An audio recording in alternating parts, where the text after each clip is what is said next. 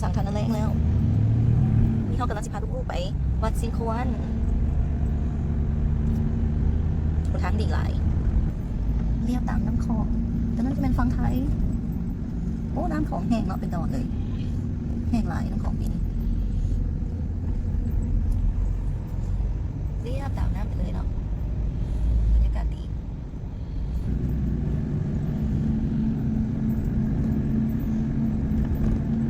ก็มันหลังย่างอันนี้มันเฮือนคนนะดิเด้อมันเป็นโรงแรมเลยโอเคจากความมิตรภาพมาประมาณ15 นาทีเนาะ15 นาทีโอ้เกิด15 นาทีเนาะแล้วเขาก็มาฮอดแล้ววัดซิงควนมาฮอดแล้วก็ต้องซื้อปีเนาะปีหนึ่ง10,000 กีบซื้อแต่ผู้ใหญ่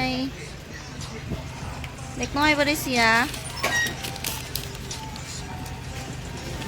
คนเก็บปีโชว์ปีเลยโอเคขอบใจสาวๆตื่นเต้นมา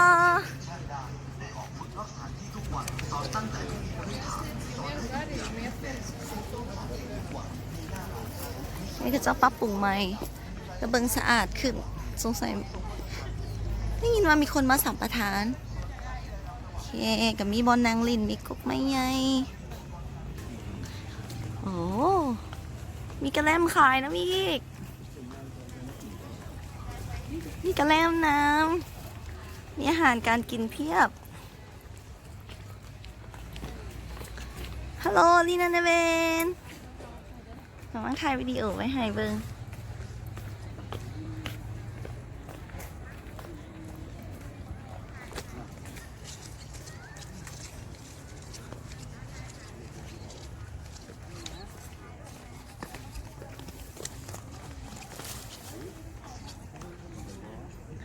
และนี่คือเป้าหมายที่เขามาเมื่อนี่สิพาลูกขึ้นไปถึงหัน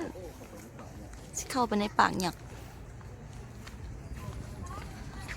ใครสิเข้าไปปากหยักสิเมื่อคืนเมสันไปบ่เข้าไปในปากหยักกันเข้าไปในปากหยักแล้วโอ้โอ้มาในปากหยักแล้วตอนนี้เขากำลังอยู่ในปากหยัก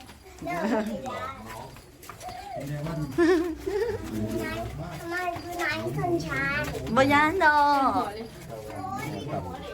เขาคงกดเขาคงกดไ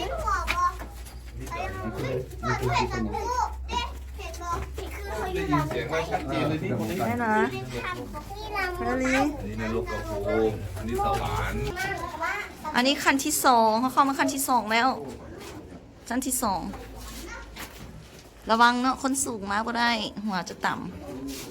ป้าระวังเด้อหัวต่ำเด้อสูงเลยข้างในมีอย่างไร ค่ะเข้าไปได้ จะเป็นพา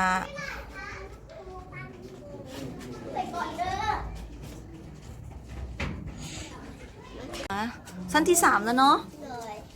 ชั้นที่3แล้วก็คือกันเนาะแต่ละชั้นทางในจะเป็นแบบนี้คือกันเลย เป็นหูปั้น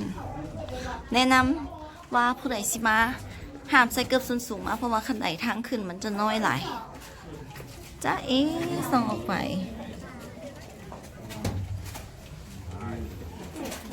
ขันไดมันน้อยใส่เกือบสูงบ่ได้เนาะต้องใส่เกือบแตะใส่เป็นสนิเกอร์เนาะจะสะดวกไง Hello girl เฮ้ยเฮ้ย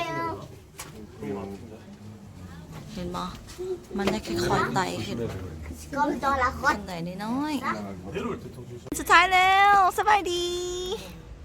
ขั้นสุดท้ายแล้วเนาะสูงสุดละมันจะเป็นขั้นไดแบบนี้อันนี้จะเป็น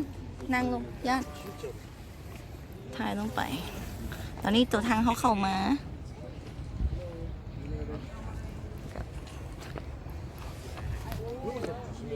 เบิ้งไปสุดทางนั้นเวลาลงก็ต้องได้ระวังหน่อยนึงต้องได้ตะแคงข้างลง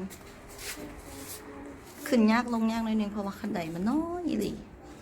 ต้องได้ระวังไปบ่ลูกเก่งหลายผู้ใดมากับเด็กน้อยต้องได้ระวังต้องมีคนจับสวยหน่อยนึง โอเคเราลงมาแล้ว ชั้นสอง ไปเลย ฮาลีออกกันแล้ว ด้านหลังอันนี้ด้านหลังก็จะเป็นสวนกันยังบ่ทันได้สมบูรณ์ปานใดก็มีห้านอาหารมีอย่างให้นั่งเล่นอยู่ก็บ่ต้องย่านว่าสิหิวข้าวเพราะว่าก็มี แม่